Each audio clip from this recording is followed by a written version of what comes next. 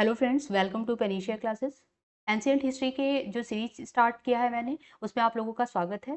कल हम लोगों ने लास्ट लेक्चर जो था उसमें हम लोगों ने प्रीवियस लेक्चर में महावीर स्वामी तक यानी कि जैन धर्म तक पढ़ लिया था। ठीक है, अब हम लोग आज जो पढ़ेंगे वो बौद्ध धर्म पढ़ेंगे, जो कि बहुत ही ज़्यादा इंपॉर्टेंट है। इससे हर साल अगर धर्म से क्वेश्चन आ रहे हैं, चार हैं जैसे जैन धर्म, बौद्ध धर्म, भागवत धर्म, शैव धर्म, तो बौद्ध धर्म से क्वेश्चन आना तय ही है। और इसमें देखिए प्रीलिम्स और मेंस दोनों में क्वेश्चन आता है। मेंस में हर साल ही लगभग आता है, प्रीलिम्स में भी इससे क्वेश्चन बनते हैं। यूपीएससी में भी बनता है, यूपीपीसीएस जो होने वाला उसमें बनता है, आरओ में भी बनता है। तो ये बहुत इंपॉर्टेंट टॉपिक है। चलिए इसको हम लोग देखते हैं डिटेल से। बहुत शॉर्टकट में यहाँ पे पढ़ाया गया है, प्रीलिम्स के लिए बहुत इंपॉर्टेंट है। जो फैक्ट वही यहाँ पे डाला गया है। कुछ कुछ पॉइंट ऐसे हैं जो कि आप मेंस अगर आंसर राइटिंग करेंगे तो उसमें भी आप डाल सकते हैं, क्योंकि मेंस में थोड़े तो फैक्ट डालने ही पड़ेंगे ना आपको। ठीक है, तो कुछ कुछ आप डाल सकते हैं और बेसिक से एकदम बढ़िया से मैं समझाऊंगी कि हीनयान क्या होता है, महायान क्या होता है। ठीक है, सारा कुछ समझेंगे हम लोग। तो चलिए हम लोग स्टार्ट करते हैं बौद्ध धर्म। ठीक है, तो बौद्ध धर्म जो है यहाँ से देखते हैं तो संस्थापक गौतम बुद्ध हैं। बौद्ध धर्म के संस्थापक कौन है? गौतम बुद्ध हैं। ठीक है, अब यहाँ पे देख लेते हैं हम लोग कि बौद्ध धर्म में ही ये जो है ये प्रीलिम से रिलेटेड है, फैक्ट ही है सारा, इसको आपको याद करना होगा। बौद्ध धर्म में ये एग्जाम में पूछ लेता है कि त्रिरत्न किस धर्म से संबंधित है। आपको ऑप्शन में दे देगा जैन धर्म, बौद्ध धर्म, शैव धर्म, भागवत धर्म। तो त्रिरत्न जो है वो बौद्ध धर्म से संबंधित है। ठीक है, त्रिरत्न में क्या? बुद्ध, धम्म और संघ, ये तीन चीज आते हैं जिनको तीन रत्न यानी कि त्रिरत्न कहा गया है। ठीक है, और इसमें जो है 10 सील के सिद्धांत भी दिए गए हैं। किसमें? बौद्ध धर्म में। क्या क्या है 10 सील के सिद्धांत है? तो वो है, पहला जो है वो अहिंसा है, दूसरा सत्य है, अस्तेय है। अस्तेय का मतलब होता है चोरी न करना। ठीक है, अपरिग्रह, अपरिग्रह का मतलब होता है कि धन संचयन न करना, यानी कि धन को जो है इकट्ठा करके ना रखना। ठीक है, ब्रह्मचर्य है, और असमय भोजन ना करना, व्यभिचार ना करना, मद्य सेवन ना करना। ठीक है, और आरामदायक शैया का त्याग करना, यानी कि एकदम बढ़िया बेड पे नहीं सोना। ठीक, आभूषणों का त्याग करना। तो ये चीज जो है ये 10 शील सिद्धांत दिया गया है, बौद्ध धर्म में दिया गया है। और बौद्ध धर्म में अष्टांगिक मार्ग को अपनाया गया, ये बहुत इंपॉर्टेंट है अष्टांगिक मार्ग। अब देखिए अष्टांगिक मार्ग में यहाँ पे आप देख लेंगे तो 8 मार्ग हैं, जिसमें कि देखिए इसको 3 पार्ट में बांट दिया गया है, प्रज्ञा, शील और समाधि। ये पूरे टोटल 8 पार्ट को 3 पार्ट में बांटा गया है। कैसे? सब प्रज्ञा, प्रज्ञा में आएगा सम्यक दृष्टि रखना और सम्यक संकल्प करना। ठीक है, सबके प्रति अच्छा दृष्टि रखना और सम्यक संकल्प करना। शील में क्या आएगा? सम्यक वाक यानी कि अच्छी बोली बोलना, सम्यक कर्मात यानी कि अच्छे कर्म करना। ठीक है, सम्यक आजीव, अच्छे जीवन जीना। और क्या है? समाधि में सम्यक स्मृति, सम्यक व्यायाम और सम्यक समाधि, ये चीज है। ठीक है, तो ये अष्टांगिक मार्ग है। फिर आता है त्रिपिटक। त्रिपिटक ये पूछ लेता है एग्जाम में, त्रिपिटक किस धर्म से रिलेटेड है? त्रिपिटक बौद्ध धर्म से रिलेटेड है। ठीक है, त्रिपिटक में विनय पिटक आएगा, सुत्त पिटक आएगा और अभिधम्म पिटक आएगा। बहुत इंपॉर्टेंट है ये विनय पिटक, सुत्त पिटक और अभिधम्म पिटक। इनकी जो भाषा है वो पाली लिपि में ये लिखा गया है त्रिपिटक। तो ये एग्जाम में पूछ लेता है कि त्रिपिटक की जो भाषा है वो क्या है। आपको ऑप्शन में दे देगा प्राकृत, संस्कृत, हिंदी, पाली। ठीक है, तो पाली भाषा में त्रिपिटक लिखे गए। अब इसमें जो त्रिपिटक है, विनय पिटक, सुत्त पिटक और अभिधम्म पिटक, इसमें देखिए विनय पिटक में क्या लिखा गया? संघ संबंधी जो नियम है वो विनय पिटक में लिखा गया। सुत्त पिटक में बुद्ध के जो उपदेश बुद्ध ने दिए थे वो सुत्त पिटक में लिखा गया। और अभिधम्म पिटक में दार्शनिक सिद्धांत लिखे गए। ठीक है, तो अभिधम्म पिटक में क्या लिखे गए? दार्शनिक सिद्धांत लिखे गए, ये चीज है। फिर उसके बाद आता है यहाँ पे 4 आर्य सत्य किस धर्म से संबंधित है? तो ये बौद्ध धर्म से संबंधित है। अब यहाँ पे क्या है? दुख, दुख समुदाय, दुख निरोध और दुख निरोध गामिनी प्रतिपदा। तो यहाँ पे दुख है, दुख का समुदाय, फिर दुख निरोध और दुख निरोध गामिनी प्रतिपदा, गमिनी प्रतिपदा। ये चीज 4 आर्य सत्य दिए गए हैं। ठीक है, ये बौद्ध धर्म में दिए गए हैं। तो आई होप यहाँ तक क्लियर हुआ होगा। अब देखिए नीचे देखते हैं हम लोग, तो बौद्ध संप्रदाय की बात करता है। संप्रदाय 2 पार्ट में डिवाइड था। पहला क्या था? हीनयान संप्रदाय और महायान संप्रदाय। ठीक है, तो हीनयान जो संप्रदाय थे उसके उप संप्रदाय और महायान संप्रदाय के भी उप संप्रदाय आए। ठीक है, तो बेसिकली आप ये समझ लीजिए कि हीनयान और महायान संप्रदाय है क्या। तो देखिए हीन यान, यान का मतलब क्या होता है? यान का मतलब होता है गाड़ी, वाहन जिससे आपको जाना है। तो यहाँ पे क्या है कि जैसे मोक्ष की प्राप्ति के लिए एक यान है, ये बनाया गया है। तो हीन यान, हीन का मतलब क्या होता है? बहुत तुच्छ, मतलब बहुत बहुत कठिन रास्ता। तुच्छ का मतलब छोटा, मतलब बहुत छोटा यान है ये। तुच्छ नहीं बोलेंगे हम लोग, सॉरी, यहाँ पे छोटा यान बोलेंगे। हीन का मतलब बहुत छोटा यान है। अब देखिए हीनयान का मतलब, हीनयान के लोग जो मानते थे वो ये, उनका ये मानना था कि कुछ ही लोगों को मोक्ष की प्राप्ति होगी। जो कठिन तपस्या करेंगे, जो ब्रह्मचर्य का पालन करेंगे, उन्हीं को जो है वो क्या होगा? मोक्ष की प्राप्ति होगी। अब देखिए जो हीनयान संप्रदाय के जो भिक्षु थे, उनका ये मानना था, वो जो मानते थे, वो मानते थे कि जो बुद्ध हैं, उनको भगवान नहीं मानते थे, उनको शिक्षक मानते थे। तो बुद्ध को एज़ अ टीचर वो लोग ट्रीट करते थे, ठीक है? और यहाँ पे कोई मूर्ति पूजा नहीं करते थे। वो लोग क्योंकि बुद्ध को टीचर मानते थे, तो वो लोग ना कोई मूर्ति बनाते थे, ना कोई मूर्ति पूजा नहीं करते थे। फिर बाद में महायान आया। महायान का मतलब बड़ा यान, बड़ा वाहन, जिससे सभी लोगों को मोक्ष की प्राप्ति हो सकती है। अब इसके थ्रू क्या हुआ कि इसमें ये है कि आपको मोक्ष प्राप्त करने के लिए बस ब्रह्मचर्य ही नहीं, पालन नहीं करना पड़ेगा। आप गृहस्थ जीवन में हैं, तो भी आपको मोक्ष जीवन प्राप्त हो जाएगा। आप राजा हैं, अपने राज्य की रक्षा कर रहे हैं, अपना शासन कर रहे हैं, तो भी आपको जो है वो आपको मोक्ष प्राप्त हो जाएगा। तो महायान का मतलब ये हुआ। तो महायान में मतलब सारे लोग जा सकते। अब महायान धर्म के जो लोग थे, वो संप्रदाय के लोग, वो क्या करते थे? बुद्ध को भगवान की तरह मानते थे और उनकी मूर्ति पूजा करते थे, ठीक है? तो यहीं पे जो महायान के 2 भाग आए, बोधिसत्व आया और ब्रजयान। इसका एक उपसमुच्चय है ब्रजयान, महायान का ही ब्रजयान। इसको ब्रजयान भी कहा जा सकता है, ठीक है? अब बोधिसत्व, अभी अभी आप लोग बोधिसत्व के बारे में पढ़ेंगे। बोधिसत्व में मंजूश्री और सारे पाठ आएंगे, ठीक है? फिर उसके बाद महायान के भाग में शून्यवाद या माध्यमिका या सापेक्षवाद आता है। तो ये पूछ लेता है कि बौद्ध धर्म के किस संप्रदाय में शून्यवाद आया? तो हीनयान में आया कि महायान में आया? तो शून्यवाद जो है वो किससे रिलेटेड है? वो महायान शाखा से रिलेटेड है। और विज्ञानवाद ये किससे रिलेटेड है? ये भी महायान शाखा से रिलेटेड है, ठीक है? फिर आता है हीनयान। हीनयान के उपसंप्रदाय में वैभाषिक आता है, सौत्रांत्रिक आता है और समित्या, सर्वास्तिवादी और स्थविरवादी। ये स्थविरवादी बहुत बार एग्जाम में पूछा है। जो स्थविरवादी मतलब स्टार्टिंग में हीनयान से पहले स्थविरवादी ही था। स्थविरवादी के लोग, जो संप्रदाय के लोग, मानने वाले लोग, यही बाद में हीनयान बना, ठीक है? तो ये स्थविरवादी किससे रिलेटेड है? हीनयान शाखा से रिलेटेड है। और ये महायान का आप लोगों को समझ में आ गया होगा, ठीक है? अब यहाँ पे हम लोग देख लेते हैं, बुद्ध जब गृह त्याग करते हैं तो उसको क्या कहते हैं? तो उसको महाभिनिष्क्रमण कहा जाता है। ये टर्म्स एग्जाम में सीधे सीधे पूछ लेता है कि महाभिनिष्क्रमण किस धर्म से रिलेटेड है, या किस टाइम को मतलब कहा जाता है? तो जब सिद्धार्थ यानी कि गौतम बुद्ध ने 29 वर्ष की अवस्था में गृह त्याग किया था, उस समय को क्या है? महाभिनिष्क्रमण कहा जाता है। धर्म चक्र परिवर्तन, तो ये कब हुआ? तो ये सारनाथ ऋषिपत्तनम में जब उन्होंने पहला उपदेश दिया था, प्रथम उपदेश दिया था अपना ज्ञान प्राप्ति के बाद, उसी को धर्म चक्र परिवर्तन कहा जाता है, ठीक है? महापरिनिर्वाण, जब उनको 80 वर्ष की आयु में कुशीनगर में उनकी मृत्यु हो जाती है, उनको निर्वाण की प्राप्ति हो जाती है, मोक्ष की प्राप्ति हो जाती है, तो उसी पल को क्या कहा जाता है? महापरिनिर्वाण कहा जाता है। तो ये आई होप आप लोग को ये वाले ट्री पूरा समझ आया होगा। अब हम लोग देखते हैं बौद्ध धर्म की प्रमुख विशेषताएं क्या हैं, क्योंकि बौद्ध धर्म थोड़ा हम लोग डिटेल में पढ़ेंगे, क्योंकि ये चैप्टर जो है ये बहुत इंपॉर्टेंट है, ठीक है? तो बौद्ध धर्म की प्रमुख विशेषताओं में मूलतः अनिश्वरवादी आत्मा की परिकल्पना नहीं है। मतलब इस धर्म के जो मानने वाले लोग थे वो अनिश्वरवादी थी, आत्मा की परिकल्पना नहीं है, मतलब वो आत्मा को नहीं मानते थे। बुद्ध धर्म के अनुसार मनुष्य के जीवन का परम लक्ष्य निर्वाण प्राप्त करना है। तो इनका जो परम लक्ष्य था इस धर्म के अनुसार, वो था निर्वाण प्राप्त करना, ठीक है? और देखिए ये चीज समानता मिलती है, कल मैं जब पढ़ा रही थी तब भी मैंने बताया था कि बौद्ध धर्म और जैन धर्म में यही समानता है कि दोनों धर्म जो है वो पुनर्जन्म को मानते हैं। तो पुनर्जन्म की मान्यता है जैन धर्म में भी और बौद्ध धर्म में भी, ठीक है? तो ये चीज इंपॉर्टेंट है, इसको याद कर लीजिएगा। अब ये कुछ टफ वर्ड हैं, देखिए ये क्या होता है, कभी कभी यूपीएससी में ऐसे वर्ड दे देते हैं, तो इसलिए यहाँ पे लिखा गया है, इसको भी आप याद कर लीजिएगा। तो प्रतीत समुदाय जो उत्पाद है, ये बुद्ध के उपदेशों का एक सार है, उनकी संपूर्ण शिक्षाओं का आधार है। इसे ही क्या कहा जाता है? इसे क्षण भंगवाद कहा जाता है और नैरात्मवाद भी कहा जाता है, यानी कि ये आदि इसमें ही समाहित है, ठीक है? फिर आते हैं हम लोग देखते हैं प्रमुख शब्दावली, बहुत इंपॉर्टेंट है प्रमुख शब्दावली, जैसे कि स्तूप। स्तूप क्या है? तो निर्माण, इसका स्तूप का निर्माण कैसे होता है? जो मृतक की चिता के ऊपर या मृतक की जो चुनी हुई अस्थियों को रख के फिर उसको ऊंचे एकदम अंडाकार आकार में उसको बनाया जाता है। यहाँ पे जो भी मृतक का सामान या मृतक की जो राख है वो रख करके ऐसे अंडाकार बनाया जाता है। ये क्या है, ये स्तूप है। इसके ऊपर क्या बनाया जाता है, छतरी बनाया जाता है, और ये पूरा ये गर्भ, जैसे मंदिर में गर्भगृह होता है उसके जस्ट ऊपर बना रहता है, वैसे यहाँ पे जहाँ पे अस्थि, मृतक की अस्थि या उनके कोई सामान रखा जाता है, जस्ट उसके ऊपर यहाँ पे छतरी बनाया जाता है। ठीक है, ये स्तूप है।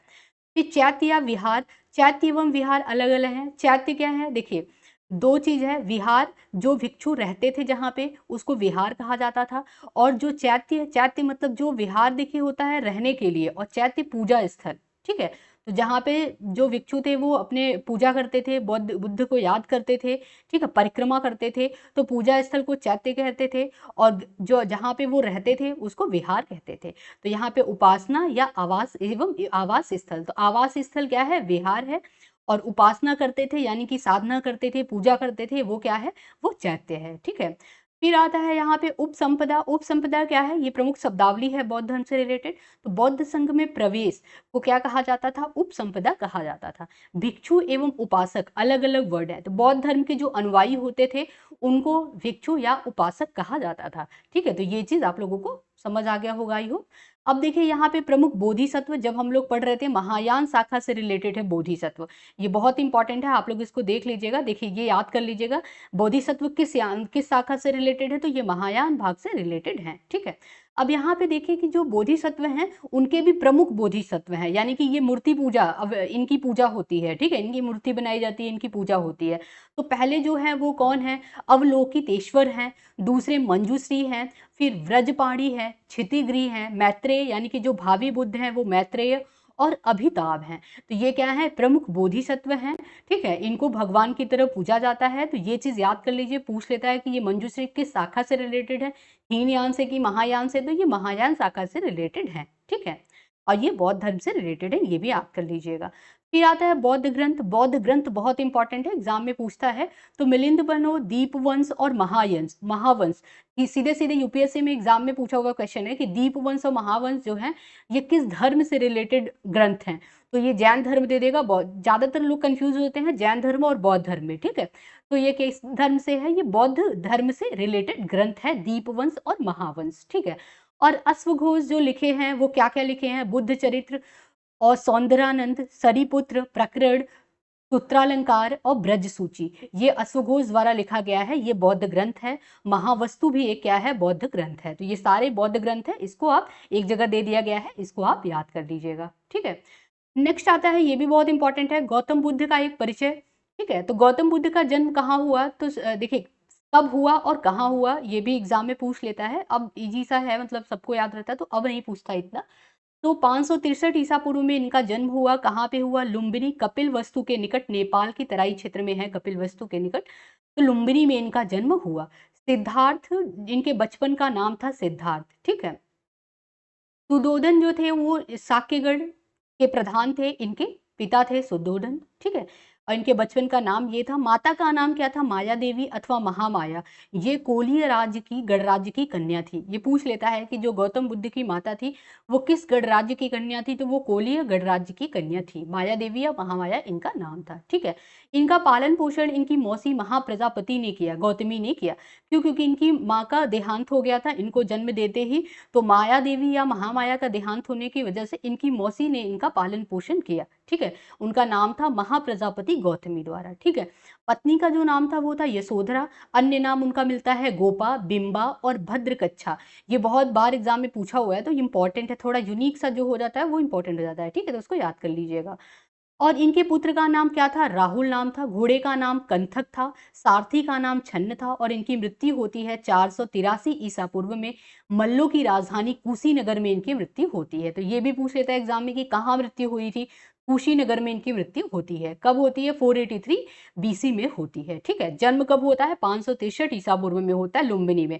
जन्म लुम्बिनी में होता है और मृत्यु इनकी कहाँ होती है, कुशीनगर में होती है। ठीक है, अब ये बौद्ध संगतियां, ये भी पढ़ लीजिए आप लोग। तो 4 बौद्ध संगतियां होती हैं। प्रथम जो बौद्ध संगति होती है, यहाँ पे संगीत नहीं संगति होती, संगति होगा। ठीक है,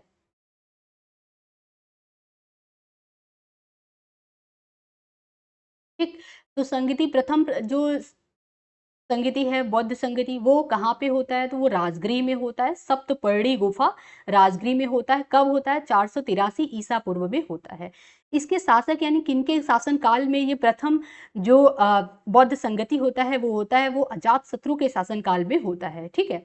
और इसके अध्यक्ष महाकश्यप रहते हैं। इसमें क्या काम होता है बौद्ध धर्म से रिलेटेड? बुद्ध के उपदेशों का सुत्त पिटक या विनय पिटक में संकलन किया जाता है। तो जो बुद्ध के उपदेश हैं वो विनय पिटक और सुत्त पिटक में उनका संकलन किया जाता है प्रथम बौद्ध संगति में, ठीक है?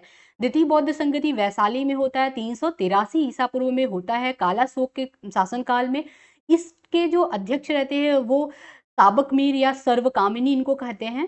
इनके साथ मतलब इनके अध्यक्षता में ये द्वितीय बौद्ध संगति होता है। इसमें स्थविर एवं महासांघिक का विभाजन हो जाता है। स्थविर वही जो बाद में जाकर के हीनयान बनता है और महासांघिक जो बाद में जाके महायान बनता है, ठीक है?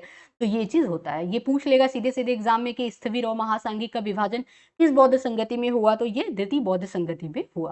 द्वितीय बौद्ध संगति पाटलिपुत्र में होता है, समय 250 ईसा पूर्व में अशोक के शासनकाल में होता है और इसके अध्यक्ष जो रहते हैं वो मोगली पुत्र तिस्स रहते हैं। कार्य क्या होता है? जो अभिधम्म पिटक और का संकलन होता है। ये इंपॉर्टेंट है कि अभिधम्म पिटक का संकलन कब होता है? तृतीय बौद्ध संगति में होता है, अशोक के शासनकाल में ये होता है, ठीक है? चतुर्थ बौद्ध संगति कुंडलवन में कश्मीर में होता है और कब होता है? 72 ईस्वी में होता है। किसके शासनकाल में होता है? तो कनिष्क के शासनकाल में होता है। इस टाइम जो अध्यक्ष रहते हैं वो वसुमित्र रहते हैं। अब इसी टाइम जो है हीनयान और महायान संप्रदाय का विभाजन हो जाता है। ये बहुत बार एग्जाम में पूछा हुआ है कि हीन जो बौद्ध धर्म का किस संगति के समय हीनयान और महायान संप्रदाय में विभाजन होता है? तो वो चतुर्थ बौद्ध संगति के समय होता है। किसके शासन काल में होता है? तो कनिष्क के शासन काल में होता है। उस टाइम अध्यक्ष वसुमित्र रहते हैं, ठीक है? अब हम लोग थोड़ा सा हीनयान और महायान में अंतर पढ़ लेते हैं। ये मेंस में भी एग्जाम में आ जाता है, प्रीलिम्स में भी, प्रीलिम्स से तो आता ही आता है, मेंस के लिए भी आप यहाँ से पॉइंट ले सकते हैं, ठीक है?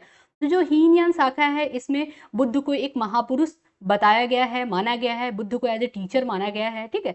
व्यक्तिवादी धर्म सभी को अपने प्रयत्नों से मोक्ष प्राप्त करना चाहिए। यहाँ पे यही बोला गया कि व्यक्तिवादी धर्म यानी कि सभी को अपने प्रयत्नों से, कठिन परिश्रम से क्या करना चाहिए? मोक्ष प्राप्त करना चाहिए। मूर्ति पूजा या भक्ति में विश्वास यहाँ पे नहीं था। साधन पद्धति अत्यंत कठोर था, भिक्षु जीवन का ही हिमायती। मतलब क्या है? अगर आपको मोक्ष प्राप्त करना तो आपको ब्रह्मचर्य भिक्षु जीवन ही जीना पड़ेगा। आदर्श इनके अरहत पद को प्राप्त करना था, ठीक है? तो ये चीज इनके आदर्श थे। अब जो महायान शाखा है, महायान शाखा में बुद्ध को देवता के रूप में मानने लगे और इसमें जो इनका जो उद्देश्य था वो मानव कल्याण। इनका उद्देश्य क्या था महायान शाखा का? मानव कल्याण। मूर्ति पूजा का इसमें विधान था, मोक्ष के लिए बुद्ध की कृपा चाहिए कि मोक्ष की प्राप्ति हो जाएगी।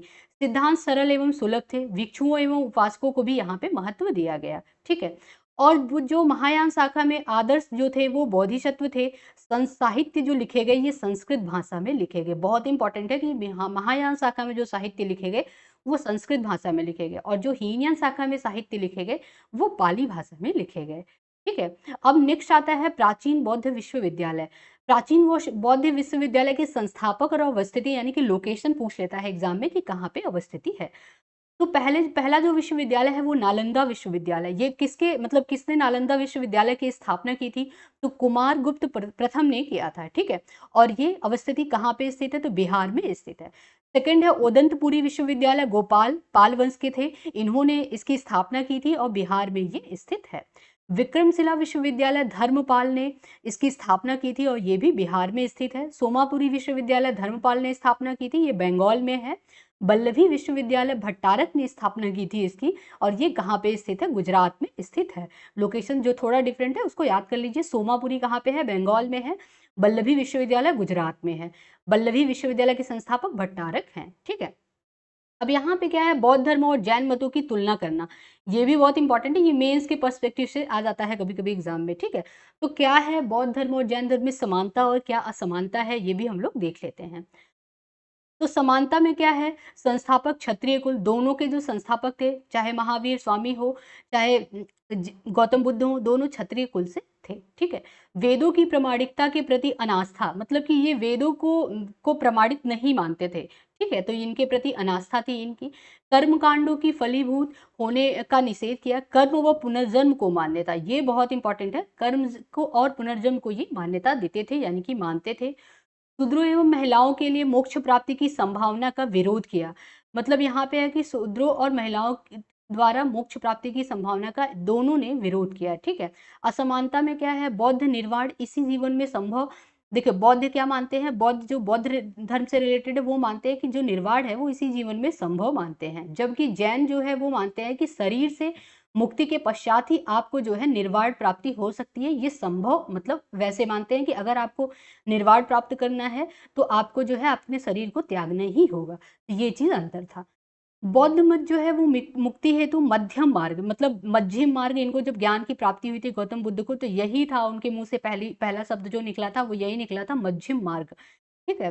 तो मध्यम का मतलब होता है कि पाली में बोला गया मध्यम, मध्यम का मतलब मध्यम मार्ग, आपको मध्यम मार्ग अपनाना चाहिए। बौद्ध धर्म में मुक्ति हेतु मध्यम मार्ग को माना, ठीक है। जबकि जो जैन धर्म में उन्होंने माना कि अगर आपको भाई मोक्ष प्राप्त करना है तो आपको कठोर साधना पर बल देना होगा, ठीक है। और बुद्ध ने जाति प्रथा की कठोर निंदा की, गौतम बुद्ध ने जाति प्रथा की बहुत अच्छे तरीके से निंदा की, जबकि महावीर स्वामी ने नहीं किया ऐसा, ठीक है। महावीर ने बुद्ध की अपेक्षा अहिंसा व अपरिग्रह पर अधिक बल दिया। जैसे क्या है कि ये लोग कीड़े वीड़े भी सोचते हैं कि ना मर जाए, ठीक है, मास्क वास्क पूरा प्रॉपर लगा के चलते हैं धर्म को मानने वाले लोग, तो इन्होंने अधिक बल दिया, ठीक। अब ये संप्रदाय कुछ इंपॉर्टेंट संप्रदाय है बौद्ध धर्म और जो कि ज़्यादातर संप्रदाय बौद्ध धर्म से निकले और ज़्यादातर जैन धर्म से निकले, ठीक है। ज़्यादातर जो अपने स्वतंत्र संप्रदाय अपने से ही बने। जैसे पहला जो संप्रदाय था वो भौतिकवादी संप्रदाय था। इसके जो संस्थापक थे वो अजीत केस कम्बलीन थे। ये चीज़ इंपॉर्टेंट है, नाम याद कर लीजिएगा। अब इसमें इसके जो मुख्य विचार थे भौतिकवादी के, इनके ये विचार थे अच्छे या बुरे कर्म का कोई फल नहीं होता, अधिकतम सुख प्राप्त करना चाहिए। ये भौतिकवादी आपको नाम से ही पता चल रहा होगा, भौतिकवादी मतलब आपको सुख अधिकतम प्राप्त करना चाहिए, ये चीज था। अक्रियावादी ये थे पूरण कश्यप, इसके संस्थापक थे। न तो कर्म होता है न ही पुनर्जन्म होता है, ये अक्रियावादी ये मानते थे। आजीवक संप्रदाय या नियतिवादी या भाग्यवादी भी इनको कहते हैं, ये मैंने पहले भी समझाया हुआ था ये क्योंकि ये जैन धर्म से ही निकला है। मकली गोसाल पहले जैन धर्म में ही रहते हैं, फिर वो अपना अलग संप्रदाय बनाते हैं आजीवक, जिसको नियतिवादी या भाग्यवादी भी कहते हैं। तो ये क्या कहते हैं, इनके जो मुख्य विचार थे वो ये थे कि आत्मा को अनेकानेक पुनर्जन्म के पूर्व निर्धारित अटल चक्र से गुजरना पड़ता है। जैसा कि इनके नाम में ही है नियतिवादी, यानी कि जो आपके भाग्य में है, जो आपके नियति में है वो होकर के ही रहेगा। ये चीज सिंपल लैंग्वेज में आप समझ सकते हैं। नित्यवादी के जो संस्थापक थे वो पकुथ कच्चायन थे। सब कुछ पूर्व से ही निश्चित है, ये इनका मानना था, ठीक है। अनिश्चयवादी ये इनके जो संस्थापक थे वो थे संजय वेलटपुत्र थे, ठीक है। वेलटपुत्र, ना तो यह कहा जा सकता है कि स्वर्ग या नरक है या फिर नहीं है, मतलब स्वर्ग या नरक है या नहीं है। ये मतलब अनिश्चयवादी, अनिश्चय इनके नाम से पता चल रहा है संप्रदाय के कि इनका कोई निश्चित नहीं है, ठीक है। तो ये यहाँ तक बौद्ध धर्म था। आई होप आप लोग को क्लियरली समझ आ गया होगा बौद्ध धर्म। देखिए ये पूरा गौतम बुद्ध का परिचय हम लोगों ने पढ़ा, ये पूरा इंपॉर्टेंट है क्योंकि इसीलिए मैंने इसको अच्छे से टाइम लेकर के पढ़ाया है, पूरा इंपॉर्टेंट है, आप लोग इसको अच्छे से पढ़ लीजिएगा, ठीक है। तो नेक्स्ट अब हम लोग चलते हैं, बौद्ध धर्म समाप्त हो गया तो देखिए अब आता है हर्यक वंश। हर्यक वंश आता है बौद्ध धर्म के जस्ट बाद आता है, हर्यक वंश आता है, फिर शिशुनाग वंश आता है, ठीक है, फिर नंद वंश आता है, फिर मौर्य काल आता है। अगर लाइन से देखें तो सबसे पहले आता है, ये अरेंज करने को भी कभी एग्जाम में आ जाता है, तो हर्यक वंश आता है। फिर उसके बाद सेकेंड नंबर पे आता है शिशुनाग वंश, थर्ड नंबर पे आता है नंद वंश, फिर उसके बाद लास्ट में फोर्थ में आता है मौर्य काल, ठीक है। तो चलिए देख लेते हैं हर्यक वंश। हर्यक वंश का जो टाइम पीरियड है वो कितना है, 444 से लेकर के 412 बीसी तक है, यानी कि 544 से 412 ईसा पूर्व तक। अब हर्यक वंश को किसी और नाम से भी जाना जाता है, पितृहंता वंश के नाम से भी जाना जाता है। इसके पीछे का कारण क्या है अभी हम लोग पढ़ेंगे तो समझ आ जाएगा। जो अजात शत्रु हैं वो अपने पिता को की हत्या करके फिर क्या करते हैं, शासन प्राप्त करते हैं, ये ऐसा माना जाता है कुछ कुछ साहित्यों के अनुसार, कि इसीलिए इसको पितृहंता वंश भी कहा जाता है। अब देखिए जो हर्यक वंश है इसके संस्थापक कौन है, तो संस्थापक है बिंबिसार, ठीक है। 544 ईसा पूर्व में ये गद्दी पर बैठते हैं और इन्होंने अपने साम्राज्य का जो विस्तार किया वो वैवाहिक संबंधों द्वारा किया, ठीक है। ज्यादातर इन्होंने बहुत अधिकतर इन्होंने वैवाहिक संबंध बनाए जिससे अपने साम्राज्य का विस्तार किया।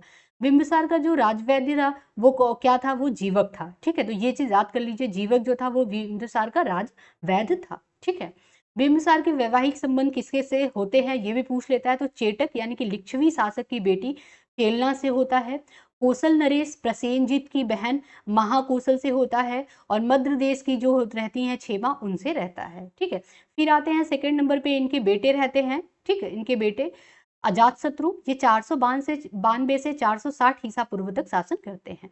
इनका जो उपनाम रहता है, ये पूछ लेता है एग्जाम में, कुड़िक इनका उपनाम रहता है। प्रथम बौद्ध संगति किसके शासनकाल में हुआ? ये अजातशत्रु के शासनकाल में आयोजित हुआ। 400, देखिए यहाँ पे हम लोगों ने पढ़ा था 483 ईसा पूर्व में। अभी मैं दिखा देती हूँ आप लोग को, देखिए ये प्रथम बौद्ध संगति 483 ईसा पूर्व में अजातशत्रु के शासनकाल में होता है। अब ये चीज याद कर लीजिए, अजातशत्रु हर एक वंश से संबंधित है, ठीक है, ये चीज है।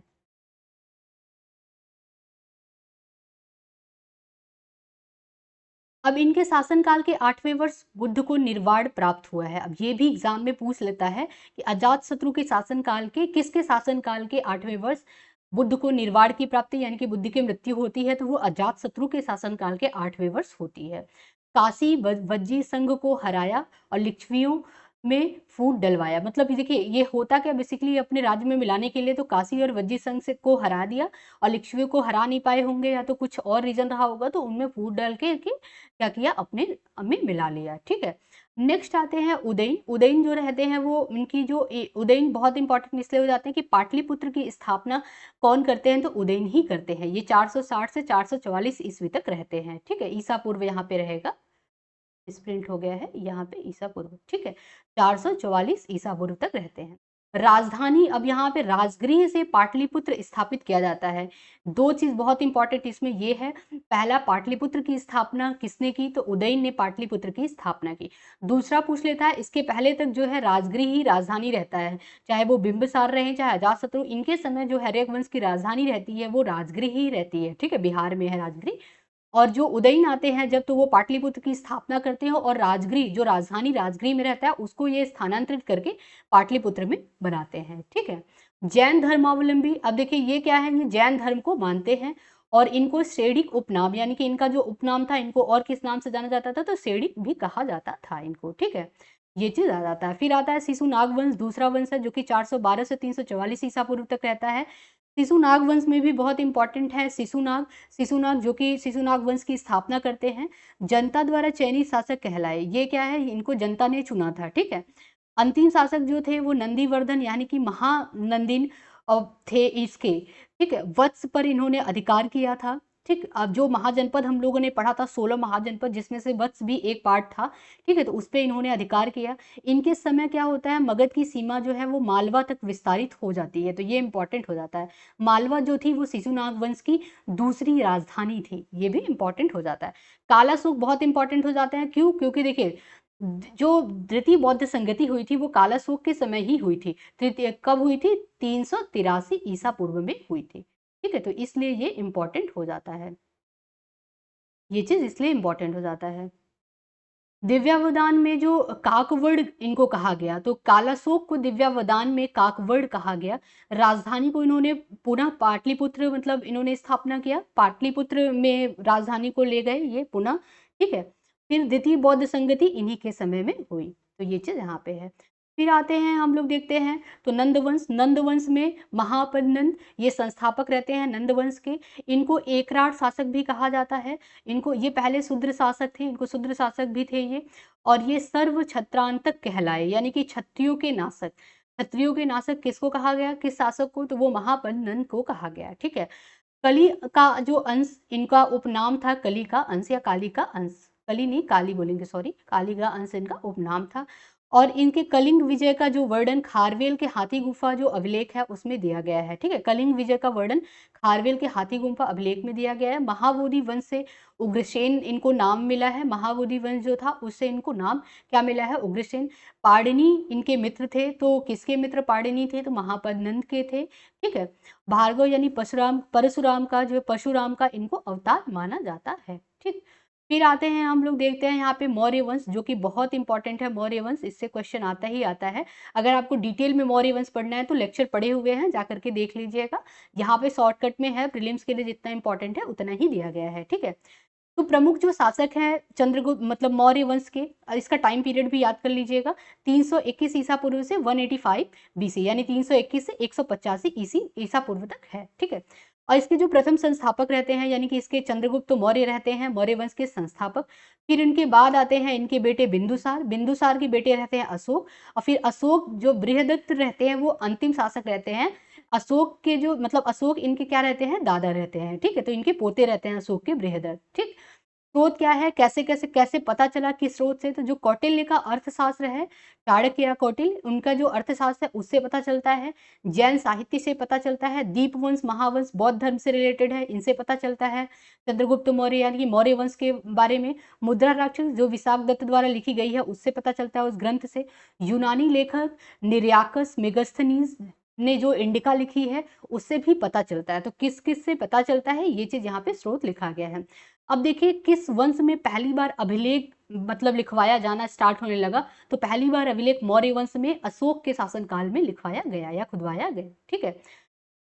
अब यहाँ पे ये घनानंद थे, घनानंद नंदवंश से ही रिलेटेड थे, ठीक है। अब देखिए चंद्रगुप्त मौर्य के बारे में डिटेल में पढ़ लेते हैं। तो जस्टिन ने चंद्रगुप्त मौर्य को सेंड्रोकोटस कहा और सिकंदर की भेंट का उल्लेख बताया। एग्जाम में पूछ लेता है कि किस विदेशी राइटर ने बताया कि सिकंदर से भेंट हुआ था चंद्रगुप्त मौर्य का, तो जस्टिन ने बताया, ठीक है, लिखा है। सेंड्रोकोटस भी इनको कहा जाता था, तो चंद्रगुप्त मौर्य का अन्य नाम है सेंड्रोकोटस, ठीक है। ये चीज है, किसने कहा, तो जस्टिन, स्ट्रैबो और एरियन ने कहा इनको सेंड्रोकोटस। तो 3 जन ने कहा, जस्टिन, स्ट्रैबो और एरियन ने, ये नाम याद कर लीजिएगा, ठीक है। और एंड्रोकोटस किसको, एंड्रोकोटस भी इन्हीं को कहा गया, चंद्रगुप्त मौर्य को ही एंड्रोकोटस कहा गया। विलियम जोन्स ने सेंड्रोकोटस को चंद्रगुप्त मौर्य से पहचाना। तो पहली बार किसने पहचाना कि सेंड्रोकोटस कोई और नहीं चंद्रगुप्त मौर्य ही हैं, तो ये किसने पहचाना, विलियम जोन्स ने पहचाना पहली बार, ठीक है। और इनकी जो महिलाएं अंगरक्षक होती थी, ये चीज भी दिया हुआ है। सेल्यूकस निकेटर निकेटर जो था वो 305 ईसा पूर्व में पराजित किया किसको, इसका उल्लेख किसने दिया है, एपिनास द्वारा ये उल्लेख है। ये पूछ लेता है, एपियानस है, एपियानस ये विदेशी मतलब राइटर है, उनका नाम है। एपियानस द्वारा ये उल्लेखित है कि सेल्यूकस निकेटर 305 ईसा पूर्व को पराजित किया था सेल्यूकस निकेटर को, ठीक है। फिर आता है सेल्यूकस निकेटर की किसने पराजित किया था, ये आप लोग याद रखिएगा। सेंटर में कौन है, चंद्रगुप्त मौर्य, तो इन्होंने पराजित किया था सेल्यूकस निकेटर को। कब किया था, ये किया था 305 ईसा पूर्व में। फिर जब ये पराजित हो जाते तो ये अपनी बेटी का जो हाथ है वो इनके चंद्रगुप्त मौर्य के हाथ में दे देते हैं, यानी कि विवाह करा देते हैं, ठीक है। तो इनकी बेटी का नाम जो रहता है वो रहता है कार्नेलिया, ठीक है। और इनको हेलेना भी कहा जाता है, हेलेना से इनका क्या होता है, विवाह हो जाता है, ठीक। और इनको क्या मिलता है, कांधार, हेरात, काबुल और मकरान, ये प्रांत की इनको प्राप्ति हो जाती है इस वैवाहिक संबंध से, ठीक है। प्लूटार्क के अनुसार चंद्रगुप्त ने संपूर्ण भारत को लौट डाला, यानी कि संपूर्ण भारत पे इनका अधिकार हो गया था, ये प्लूटार्क के अनुसार है, ठीक है। फिर आता है चंद्रगुप्त जो मौर्य थे वो किस धर्म को मानते थे, तो ये इन्होंने ये जैन धर्म को मानते थे। जैन धर्म में इन्होंने दीक्षा ली थी, किससे, भद्रबाहु इनके गुरु थे, उनसे इन्होंने दीक्षा लिया था। और सेहगौरा, ताम्रपत्र और महास्थान अभिलेख जो है ये चंद्रगुप्त मौर्य के बारे में यहाँ से पता चलता है, से मतलब किससे रिलेटेड है, चंद्रगुप्त मौर्य से संबंधित है। यहाँ पे अकाल राहत का जिक्र भी किया गया है। इनकी मृत्यु श्रवण बेलगोला में होती है जो कि कर्नाटक में स्थित है। अब ये संलेखना विधि से इनकी मृत्यु होती है, जैसा कि जब हम लोग जैन धर्म पढ़ रहे थे तो वहां पे संलेखना आया था वर्ड। संलेखना क्या होता है कि यहाँ पे मतलब आमरण अनशन के द्वारा मृत्यु प्राप्त होती है, यानी कि जल और अन्न त्याग देते हैं मृत्यु के कुछ दिन पहले और उससे मृत्यु हो जाती है, ठीक है। फिर महाबोधि वंश के अनुसार राजकुल से संबंधित था, वही कथा सरित सागर तथा बृहद कथा मंजरी जो था मंजरी के ने इन्हें शूद्र की उत्पत्ति मानी। तो ये चीज है, ये चीज इतना विवाद में ही रहता है, इसको देख लीजिएगा एक बार, ठीक है। कि चंद्रगुप्त मौर्य के जो बेटे रहते हैं वो बिंदुसार रहते हैं, यहाँ पे रैंकिंग भी कर लीजिए, पहले जो रहते हैं वो चंद्रगुप्त मौर्य और दूसरे बिंदुसार। अब इसने तक्षशिला में हुए 2 विद्रोह को दबाए, जिसमें सुसीम और अशोक को भेजा, मतलब दबाने के लिए इन्होंने भेजा, किसको भेजा, अशोक और सुसीम, ये दोनों इनके बेटे थे। तारानाथ बौद्ध विद्वान थे जो कि बिंदुसार को 16 राज्यों का विजेता मानते थे। तो ये तारानाथ कौन थे, ये नाम पूछ सकता है, तो तारानाथ बौद्ध विद्वान थे, यानी बौद्ध धर्म से रिलेटेड थे, ठीक है।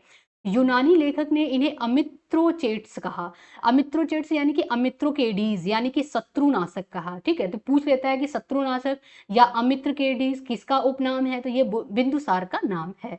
अन्य नाम इनका है अमित्रघात, भद्रसार यानी कि वायु पुराण और सिंहसेन, यानी कि जैन ग्रंथ के अनुसार इन्हें सिंहसेन भी कहा गया है। तो ये बिंदुसार के अन्य नाम है जो कि बहुत बार एग्जाम में पूछा हुआ है। जैसे क्या होता है, सूची 1 सूची 2 करके देता है, तो जैसे चंद्रगुप्त मौर्य, बिंदुसार, अशोक और नाम आपको बी साइड में दे देगा अमित्रघात, सेंड्रोकोटस, ठीक है, और देवानाम्पी, तो आपको मैच करना होगा, तो ये चीज़ याद कर लीजिएगा, ठीक है। फिर आता है यहाँ पे हम देखते हैं थर्ड, यहाँ पे और भी है आजीवक संप्रदाय जो थे इनके मतलब आजीवक संप्रदाय के अनुयायी थे, जैसा कि आजीवक संप्रदाय मक्खली गोसाल किससे संबंधित रहते हैं, वो रहते हैं जैन धर्म से संबंधित। तो ये भी जैन धर्म ही मानते हैं। फिर जो मक्खली गोसाल की तरफ इनका जो है, इनके आजीवक संप्रदाय की तरफ इनका झुकाव ज्यादा रहता है, ठीक है, जो कि नियतिवादी यानी भाग्यवाद पे क्या है, रहता है निर्भर, ठीक है, भाग्यवाद और नियतिवाद को मानता है। फिर सीरियाई राजदूत डायमेकिस, ये पूछ लेता है एग्जाम में कि जो सीरियाई राजदूत डायमेकिस किसके शासन काल में आए थे। तो डायमेकिस अब यहाँ पे ऑप्शन दे देगा बिंदुसार और अशोक, चंद्रगुप्त मौर्य, ठीक है, बृहदत्त, तो आपको लगाना होगा। तो ये डायमेकिस बिंदुसार के शासन काल में आए थे, ठीक।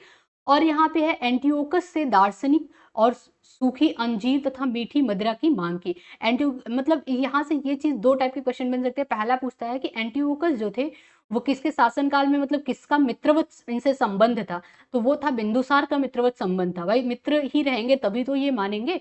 तो यहाँ से सूखी अंजीर मीठी मदिरा की मांग की, तो ठीक है, ये सब चीज आता था, ठीक। फिर उसके बाद आते हैं हम लोग, ये बिंदुसार खत्म हो गए, फिर आते हैं हमारे अशोक। अशोक इनके बेटे रहते हैं। अशोक बहुत इंपॉर्टेंट हो जाता है। अशोक अगर देखें हम लोग चंद्रगुप्त मौर्य के बाद, तो यहाँ पे निग्रोध द्वारा अशोक को बौद्ध धर्म में दीक्षित करने का वर्णन दीपवंश और महावंश में है। तो अब क्या होता है, देखिए उसके पहले जो चंद्रगुप्त मौर्य रहते हैं, बिंदुसार रहते हैं, ये दोनों लोग जैन धर्म की तरफ इनका झुकाव रहता है, और चंद्रगुप्त मौर्य का आजीवक संप्रदाय की तरफ भी झुकाव रहता है। लेकिन फिर अशोक आते हैं, वो किस धर्म को मानते हैं, वो बौद्ध धर्म को मानते हैं, ठीक है। ये दीपवंश महावंश में भी ये उल्लिखित है। उपगुप्त से इन्होंने बौद्ध दीक्षा ली, ये पूछ लेता है कि किससे इन्होंने बौद्ध दीक्षा ली, तो उपगुप्त से ली। और यहाँ पे जो चित्रगुप्त मौर्य ने किससे दीक्षा ली थी, तो भद्रबाहु से ली थी। ये बहुत इंपॉर्टेंट है, इसको याद कर लीजिएगा जैन धर्म में, ठीक है। अशोक ने किससे ली, तो इन्होंने उपगुप्त से ली। ये कहाँ पे मतलब लिखा हुआ है, तो दिव्यावदान में ये वर्णन दिया गया है। बिंदुसार के शासनकाल में अशोक अवंती यानी कि उज्जैनी के उपराजा थे, ठीक है, यहाँ के उपराजा थे। अब यहाँ पे होता क्या है, 269 ईसा पूर्व में इनका राज्याभिषेक होता है, और 273 ईसा पूर्व में ये राजा बनते हैं। यानी कि 269 बीसी में इनका राज्याभिषेक होगा, और 273 बीसी में इनका ये राजा बनते हैं।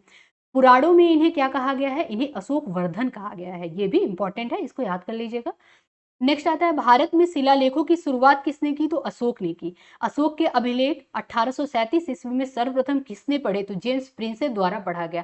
तो जो अशोक के अभिलेख है सबसे पहले किसके द्वारा पढ़ा गया, जेम्स प्रिंसेप के द्वारा पढ़ा गया, 1837 ईस्वी में पढ़ा गया। मास्की, गुर्जरा और नेत्तूर उड्डीगोलम के लेखों में अशोक का नाम मिलता है। ये भी पूछ लेता है कि अशोक का नाम अशोक किन अभिलेखों में मिलता है, तो ये मास्की बहुत बार पूछ चुका है। तो मास्की अभिलेख है, गुर्जरा अभिलेख है, या गुज्जर अभिलेख भी इसको बोलते हैं, इसमें अशोक का नाम अशोक ही मिलता है। नहीं तो अन्य जो इनके अभिलेख है उसमें इनका नाम, शिलालेख अभिलेख में इनका नाम देवानाम्पीय, ये सब नाम मिलता है, ठीक है। बराबर की जो पहाड़ी है उसमें कर्ण, चौपार, सुदामा और विश्व झोपड़ी का निर्माण आजीवक हेतु नागार्जुन गुफा, दशरथ, मतलब ये पूछता क्या है इसमें, देखिए दशरथ का भी इसमें उल्लेख कर दिया गया है, दशरथ इनके पोते रहते हैं। तो जो बराबर की पहाड़ियों में जो कर्ण है, चौपार है, सुदामा, विश्व झोपड़ी, ये बौद्ध धर्म से सारा रिलेटेड है, मतलब ये एक तरह से बौद्ध गुफा है, ठीक है। तो इसका निर्माण किसने कराया, तो ये किसने कराया, दशरथ ने कराया था, ठीक है, दशरथ इनके पोते थे। अशोक के 7वें अभिलेख में आजीविकों का उल्लेख है। ये पूछ लेता है कि कौन से अभिलेख में आजीविकों का उल्लेख है, तो ये 7वें अभिलेख में है, ठीक है। ये इन्होंने अपने पुत्र महेंद्र और अपनी पुत्री संघमित्रा को श्रीलंका भेजा था बौद्ध धर्म के प्रचार के लिए। ये भी इंपॉर्टेंट है, इसको भी याद कर लीजिएगा। अभी अब देखिए यहाँ पे इनके अभिषेक के, यानी कि इनका जब राज्याभिषेक होता है, कब होता है, 269 बीसी में। उसके 8वें वर्ष ये कलिंग का युद्ध लड़ते हैं, ठीक है, कलिंग का युद्ध लड़ते हैं। और ये किस शिलालेख में इनके बताया गया है, तो ये इनके 13वें शिलालेख में बताया गया है। ऐसे एग्जाम में पूछा हुआ क्वेश्चन कि किस शिलालेख में, से पता चलता है कि अशोक अपने राज्याभिषेक के 8वें वर्ष कलिंग युद्ध लड़ते हैं, तो 13वें शिलालेख के अनुसार पता चलता है, ठीक है, ये चीज है। अब मिस्क राजा जो थे फिलाडेल्फस, टालमी रीति भी इनको कहा जाता है, ने डियानियस को अशोक के दरबार में भेजा था। तो ये पूछ लेता है कि डियानियस को अशोक के दरबार में किसने भेजा था, तो फिलाडेल्फस ने भेजा था, ठीक है। ये मिस्र के राजा थे, ये चीज याद कर लीजिए, कहाँ के, मिस्र के ये राजा थे, ठीक है। अब यहाँ पे जो अशोक के अभिलेख हैं ये बहुत इंपॉर्टेंट हो जाते हैं, अशोक के अभिलेख, ठीक है। इसको देख लेते हैं। तो शिलालेख जो है और स्तंभ लेख हैं। शिलालेख में 14 विभिन्न लेखों का और 8 जो समूह है उसमें 8 स्थानों का भी वर्णन किया गया है। जैसे 8 स्थानों पे 14 विभिन्न लेख मिले हैं। शिलालेख में ब्राह्मी, खरोष्टी, अब जैसे शिलालेख में कौन सी भाषा है, तो ब्राह्मी, खरोष्टी लिपि है, ये सब ग्रीक अरमाइक लिपि का प्रयोग किया गया है। तो एग्जाम में सीधे सीधे इससे क्वेश्चन आया हुआ है कि अशोक के जो शिलालेख है वो किस लिपि में है। आपको चारों ऑप्शन दे देगा एक साथ, ठीक है। आपको बोलना होगा कि 1 2 3 में कौन सा है, 1 2 है कि 2 3 है कि 1 2 3 4, चारों है, ठीक है। तो ये चारों होगा, ब्राह्मी, खरोष्टी, ग्रीक और माइक लिपि का प्रयोग किया गया है। तो गौरा जो ताम्रपत्र है ये गोरखपुर में है, यूपी में है, इसलिए बहुत इंपॉर्टेंट हो जाता है यूपी पीसीएस के लिए।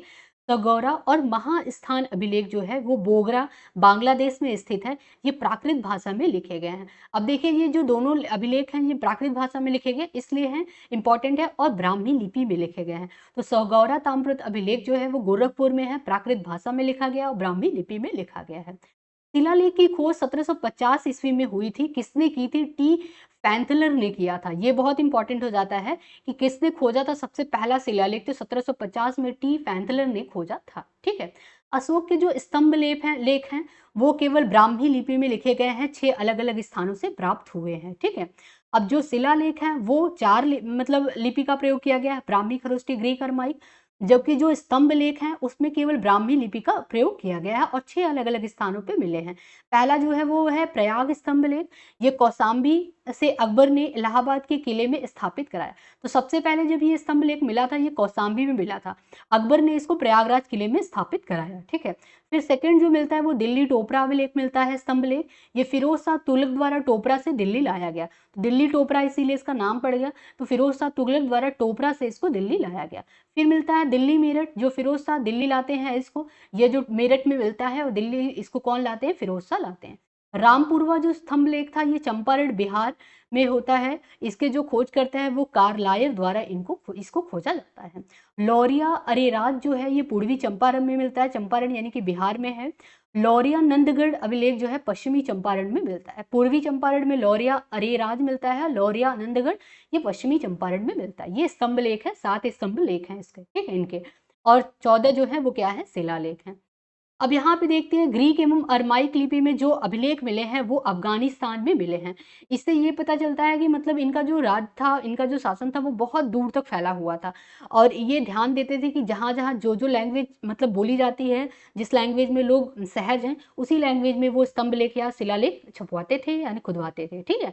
तो ग्रीक और अरमाइक लिपि कहाँ मिला है? अफगानिस्तान में मिला है, यूपी में नहीं मिला है, ठीक है। कहाँ मिला है? अफगानिस्तान में मिला है। खरोष्टी लिपि कहाँ मिला है? उत्तर पश्चिम पाकिस्तान में मिला है।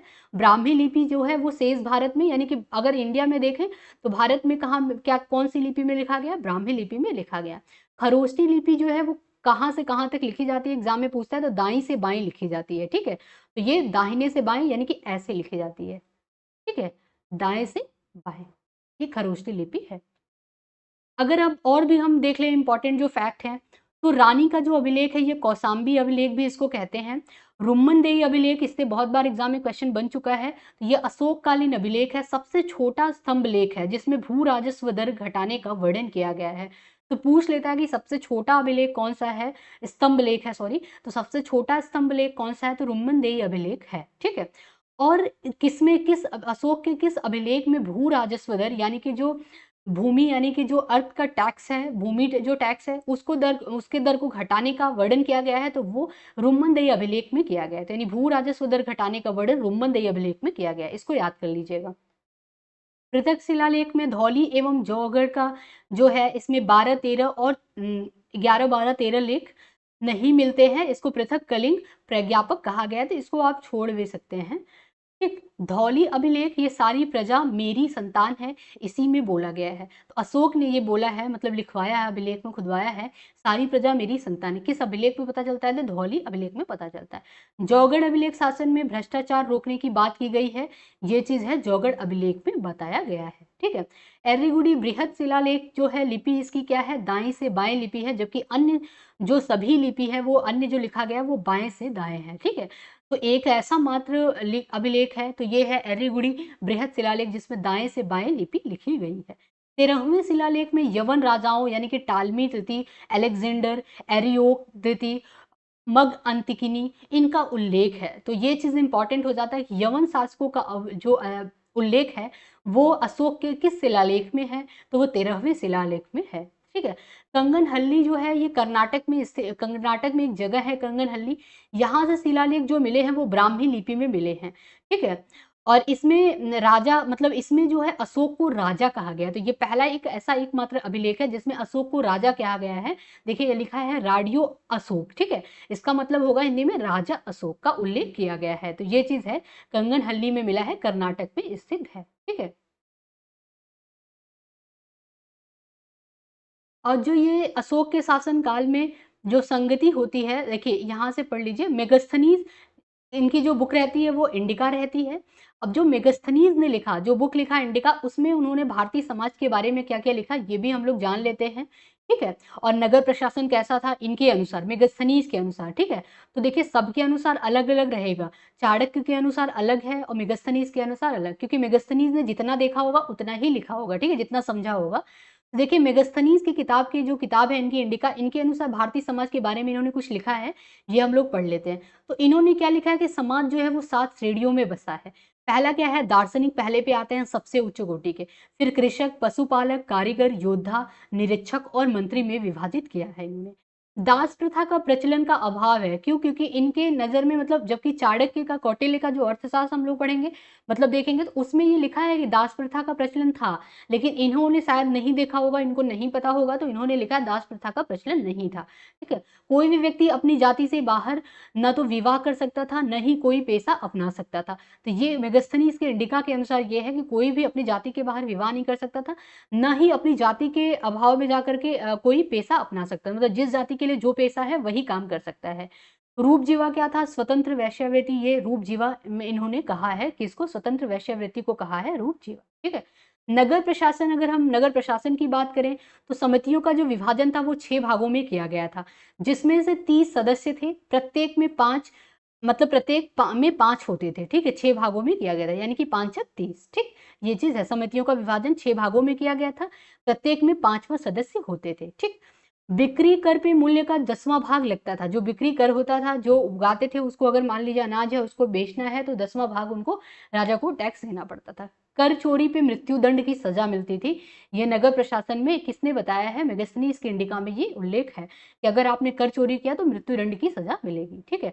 और क्या था, जो समिति थी इसमें 5 भागों में, मतलब देखिए प्रथम में जो था वो उद्योग, शिल्प और निरीक्षण आता था। द्वितीय में क्या था, समिति में विदेशियों का ब्यौरा रखना, मतलब जो विदेशी आते थे उनका ब्यौरा रखना।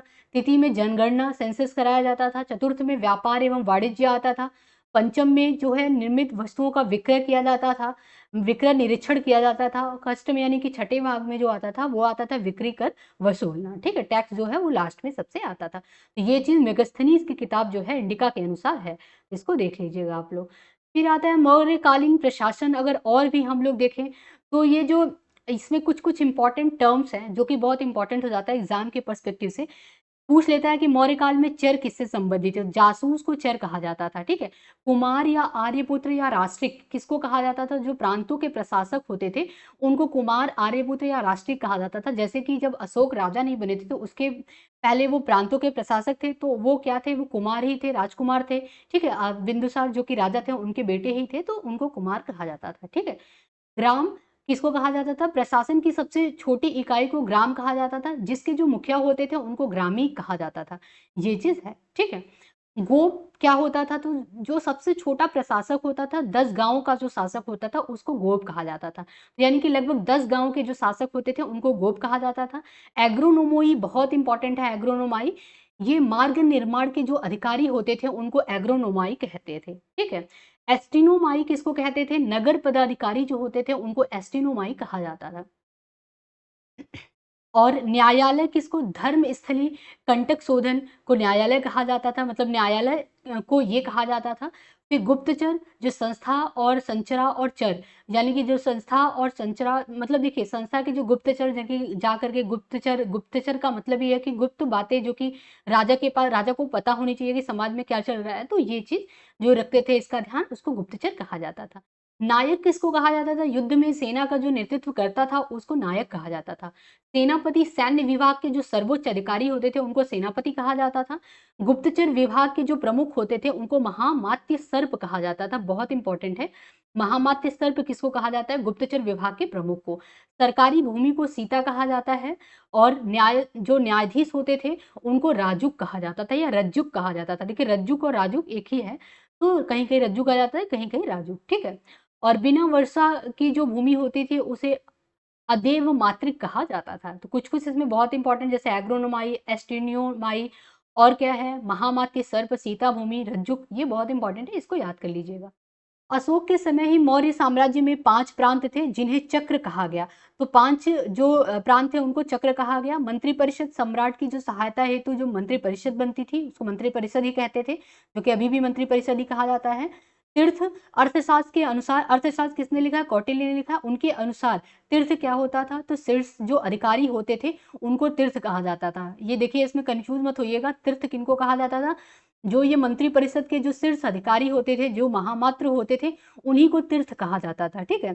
और जस्टिन के अनुसार चंद्रगुप्त की जो सेना में 9000 हाथी थे। ये एग्जाम में पूछा हुआ है कि जस्टिन के अनुसार मतलब किनके अनुसार चंद्रगुप्त की सेना में 9000 हाथी थे? ये जस्टिन के अनुसार थे। ये आप मेंस भी जब आंसर राइटिंग करेंगे तो उसमें भी ये पॉइंट डाल सकते हैं, ठीक है। क्योंकि जो अगर किसी के अनुसार है तो आप लिख सकते हैं, ठीक। जैसे जस्टिन ने कहा है तो आप लिख सकते हैं इसको। फिर आता है मौर्यकालीन स्थापत्य, देखते हैं तो मेगास्थनीज ने जो है पोलीब्रोथा ब्रोथा पाटलिपुत्र का वर्णन किया है। पोलीब्रोथा लिखा है उन्होंने पाटलिपुत्र को, ठीक है। पाहियान जो था वो कुम्हार, कुम्हार क्या होता था? कुम्रहार। कुम्रहार बेसिकली पाटलिपुत्र के राजप्रसाद को देवताओं द्वारा निर्मित बताता है। तो कुम्रहार क्या है? वो पाटलिपुत्र को ही कहता है कुम्रहार, उसको बताता है कि देवताओं द्वारा निर्मित है, ठीक है। मतलब इतना सुंदर शहर है।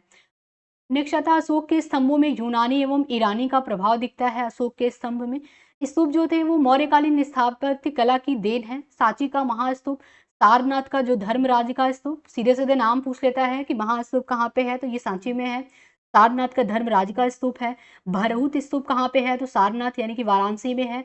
तक्षशिला स्तूप और पिपरहवा का स्तूप जो है वो सबसे प्राचीन स्तूप है। ये बहुत बार एग्जाम में पूछा कि सबसे प्राचीन स्तूप कौन सा है, तो पिपरहवा का स्तूप जो है वो सबसे प्राचीन स्तूप है, ठीक है।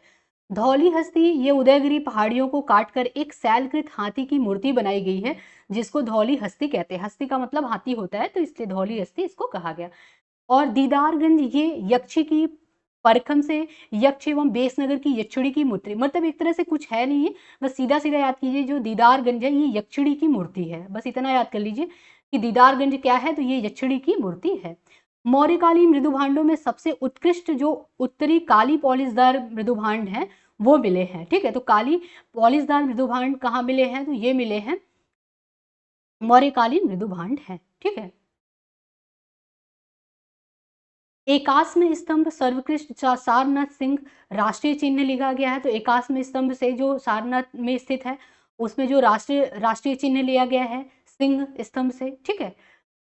और रामपुरवा में नटुआ बैल और संकीसा में हाथी, ये चीज है, इसको याद कर लीजिएगा। अशोक के स्तंभों में सिंह, घोड़ा, हाथी, बैल प्राप्त हुए हैं। ये भी एग्जाम में पूछा हुआ है कि अशोक के स्तंभों में क्या क्या प्राप्त हुए थे? सिंह, घोड़ा, हाथी और बैल, ठीक है, ये चीज है। तो मौर्य काल आई होप आप लोगों को क्लियरली एकदम समझ आ गया होगा। आज हम लोगों ने पूरा बौद्ध धर्म देखा और उसके बाद हम लोगों ने देखा यहाँ पे हर्यक वंश देखा, ठीक है। उसके बाद शिशुनाग वंश देखा और उसके बाद हम लोगों ने मौर्य काल देखा। मौर्य काल बहुत इंपॉर्टेंट है, ये बहुत इंपॉर्टेंट है। मौर्य प्रशासन पूरा डिटेल में देखा। आज हम लोग यहीं तक रखते हैं, फिर कल मैं लेकर के आऊंगी और भी जो शुंग वंश है उसके आगे आता है जो वंश, वो हम लोग पढ़ते जाएंगे अभी, ठीक है। तो जब तक ये क्लास मतलब ये एंशिएंट खत्म हो जाएगा फिर मैं मॉडर्न लेकर के आऊंगी। तो आई होप आप लोगों को क्लियर हो गया होगा। कोई भी डाउट हो तो प्लीज कमेंट बॉक्स में कमेंट कीजिएगा। अगर आप लोग को पसंद है तो चैनल को लाइक एंड सब्सक्राइब करना ना भूलिए। आज के लिए बस इतना ही, तब तक के लिए धन्यवाद।